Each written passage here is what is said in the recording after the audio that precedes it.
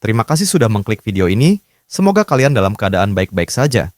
Ketika batas antara benar dan salah mulai kabur, apakah ini cinta ataukah sebuah kesalahan yang akan menghancurkan segalanya?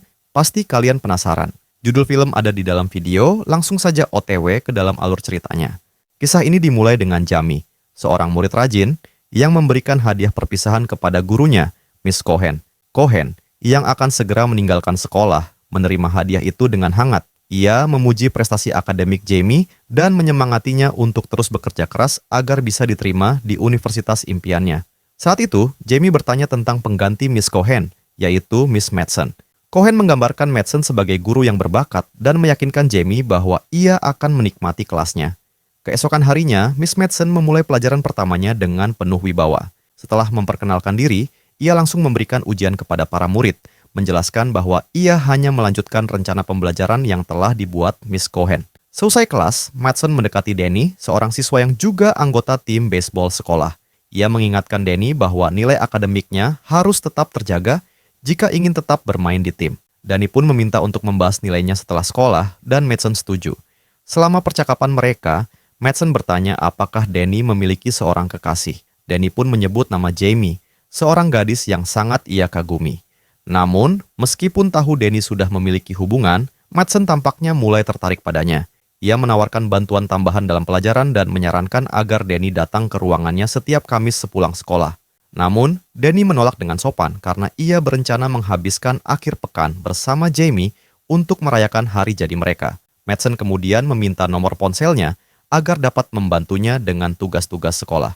Hari berikutnya, Jamie terkejut saat menerima nilai C pada tugasnya. Kecewa, ia segera menemui Madsen dan bertanya apakah ada cara untuk memperbaiki nilainya. Ia sangat membutuhkan nilai tinggi demi mendapatkan beasiswa kuliah. Madsen lalu memberinya tugas tambahan yang harus dikumpulkan keesokan harinya, membuat Jamie kesulitan merevisi tugas sebelumnya. Jamie pun dihadapkan pada dilema, memilih menghabiskan waktu bersama Danny atau fokus pada masa depannya. Dengan berat hati, ia memutuskan untuk mengutamakan studinya. Saat memberitahu Danny bahwa ia tidak bisa bersama di akhir pekan karena harus mengerjakan tugas, Danny merasa kecewa dan marah. Baginya, nilai bukanlah segalanya. Jamie pun menjelaskan bahwa situasi mereka berbeda. Keluarganya mengalami kesulitan finansial, sehingga beasiswa adalah satu-satunya cara baginya untuk melanjutkan pendidikan.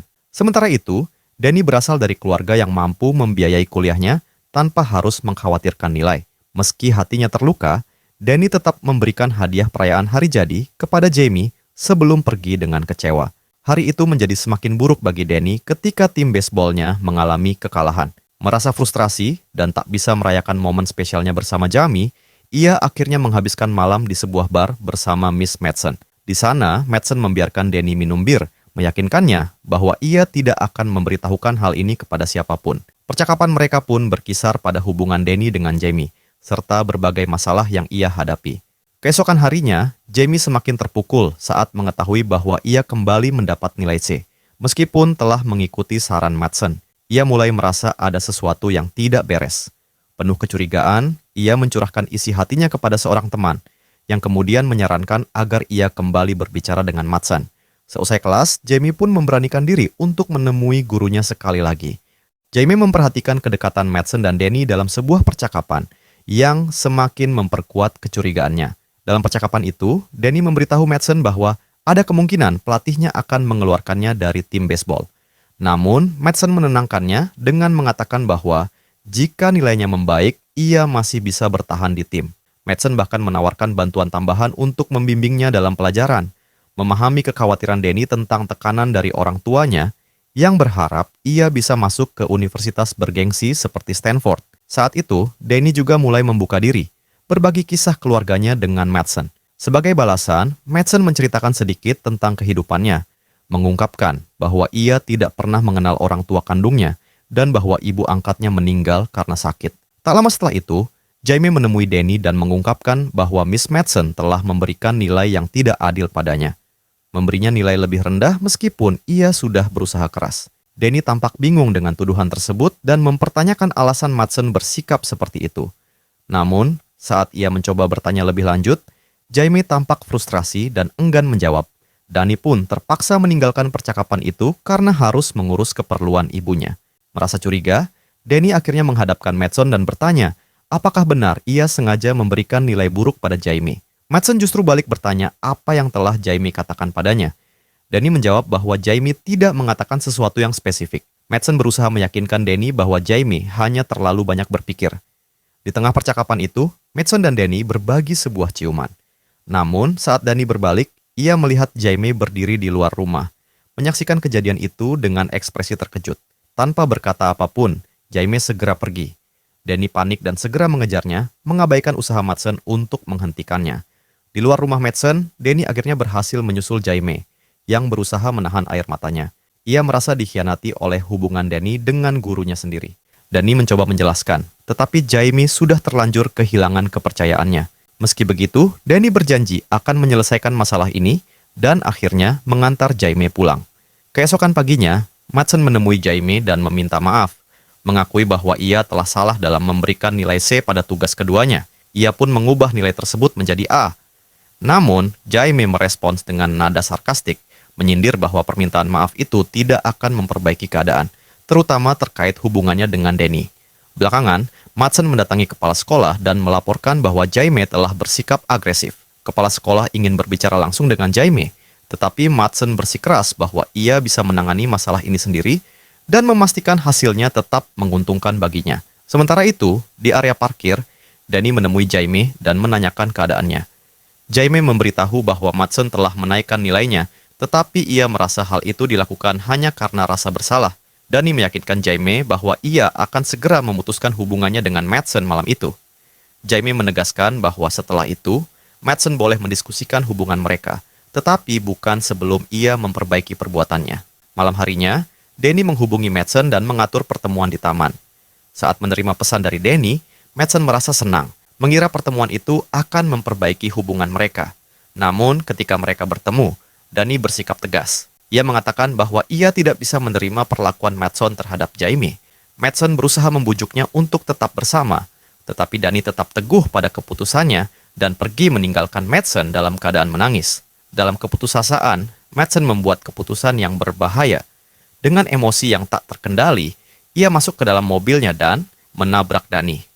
Setelah kejadian itu, Madsen segera menyembunyikan tubuh Danny, membersihkan mobilnya, dan dengan hati-hati menaruh gula merah Danny di mobil Jaime tanpa sepengetahuannya. Keesokan paginya, polisi menemukan tubuh seorang remaja di taman. Sementara itu, Jaime berulang kali mencoba menghubungi Danny, tetapi tidak mendapat jawaban. Tak lama kemudian, ibunya datang dan memberitahu bahwa polisi baru saja menelepon. Mereka telah menemukan tubuh Danny. Polisi meminta Jaime dan ibunya untuk datang ke kantor polisi. Setelah itu, mereka bertemu dengan orang tua Danny yang langsung menyalahkan Jaime atas kepergian putra mereka. Suasana menjadi tegang, tetapi polisi segera turun tangan untuk menenangkan keadaan. Saat dimintai keterangan, Jaime menjelaskan bahwa Danny sebenarnya berencana datang ke rumahnya setelah mengakhiri hubungan dengan sang pacar. Pernyataan Jaime mengejutkan polisi, yang kemudian bertanya apakah ia memiliki bukti mengenai hubungan diam-diam antara Madsen dan Danny. Tak lama setelah itu, polisi mendatangi rumah Madsen untuk mengonfirmasi kebenaran tersebut. Namun, Madsen dengan tegas membantah memiliki hubungan spesial dengan Danny dan menuduh Jaime sengaja membuat tuduhan palsu. Madsen juga menambahkan bahwa perilaku Jaime tampak berubah dalam seminggu terakhir. Ketika polisi menanyakan keberadaannya saat kejadian berlangsung, ia mengaku sedang menonton film di bioskop.